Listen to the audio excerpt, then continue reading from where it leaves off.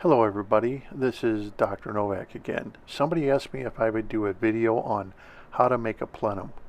So here's a container, which is a aquarium, very small one, and I'm going to use this for demonstration purposes, okay?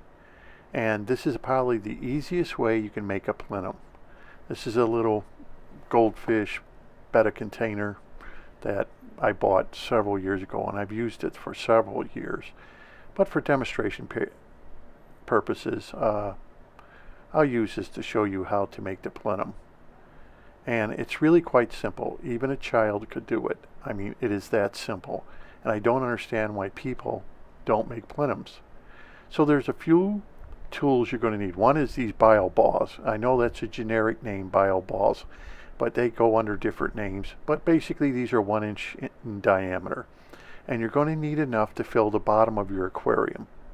Okay, this is probably going to be the most expensive thing you're going to buy, and they go at the bottom. The next thing you're going to need on your list of things is mesh. Now this mesh you buy at a craft store, you can buy it online, a craft store. This costs 79 cents per grid here, this mesh here. And they use it for crafts to make stuff out of. And I've used this for years, maybe 30 years. It will last forever. Once you buy it, you got it. It's not going to deteriorate. It's not going to pollute your water. It's not going to hurt your fish. It also comes in round. I use this in canister filters, this, to separate the medium. And it's already round for you, so all you have to do is just cut it to the diameter you need. This is basically, I guess, for E-heim people who use E-heims. You could use this for, your carbon and stuff like that. Been using it for years. Lasts forever.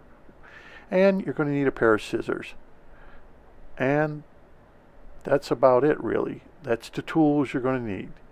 So the first thing you got to do is, I cut a little piece, and you can do this in any size aquarium, and I just place that in the front of the aquarium. You can place it on the sides also, as you can see. Yep. And that's just so cosmetically it kind of hides things, because the plenum is going to stick up above the gravel. And then I put these bile balls in, and you just set them up so they're not they only make one layer. You don't want 2 layers, just 1 layer, 1 inch, and that's it. That's all you have to do. There's enough void space in there and everything else. And then you'll cut out little square sheets for whatever size aquarium you have, and just place it on top, just like you see here. I use 2 sheets to make it extra thick. That way, if you want to use rocks, gravel, it's going to last forever. Trust me, once you do this once, you're never going to have to do it again. And that's it. You just made a plenum. It's that simple. You made a plenum. Why people don't do this in their aquariums, I don't know. I wish someone would explain to me. Yes, it uses up a little bit of room at the bottom of your tank, and that's about how fast. The next thing you want to do is pour your substrate in. Now this is just gravel, and that's it. I mean, it's not complicated. It's not rocket science. It's just that simple. That's it. You just did a fish tank with a plenum. This will last you for years and years and years. You just made a plenum. Doesn't get any easier than this. All my fish tanks that I've ever built and use a plenum. Every single one of them, no matter what size they are, they all use a plenum. And plenums will help your plants grow. Next thing you can do is, if you are using a substrate, about a 1/2 inch. Let me see. Let me get this tape measure right. Okay. Okay, you see? There it is. Now, you pour about a 1/2 inch of substrate into your tank, whatever you're going to use, about a 1/2 inch.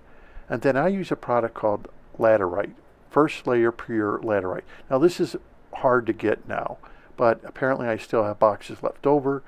And you pour, after you have your substrate, you can even use stones like I'm using here, in fact. You take your laterite, and you see, it's just clay. And that will attract ions. That will attract ions. And it will also feed your plant roots because it's high in iron. And you put about a quarter of an inch of that on top of a half inch of your substrate. And then you fill up the rest of your aquarium with your substrate. At least 3-4 inches of substrate to put your plants in. What kind of substrate you want to use is up to you. I would use myself kitty litter, then put the laterite. You can also use a product called Ironite Plus. You can sprinkle that down. This is the only fertilizer I recommend. You can put Fluoromax. It has iron. Like I said, put about a half an inch or so. And if you want also, you could use an undergravel filter, but not hook it up. Just use the plates. But I find it just as easy as to use the bio balls. And what you're looking at now is a aquarium that is been set up for a little over 4 years. It LED lights, and the lights are on for, they're on for 15 hours a day. And notice the plants aren't all full of algae.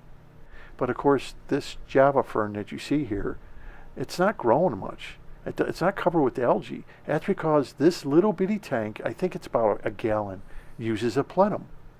And you'll see a little bit of algae on the very front, as you notice.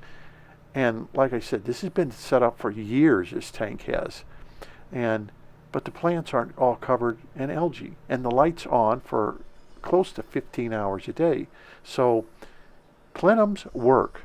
And here's proof in the pudding. 15 hours a day, 14 hours a day of light. And this is LED light that I use in this tank. And the tank doesn't get really torn down. Yes, I'll take it and do a water change maybe once, once every 2 months. And that's about it. So I hope you liked the video. Basically, plenums are real easy. Super short video. Thank you very much for watching.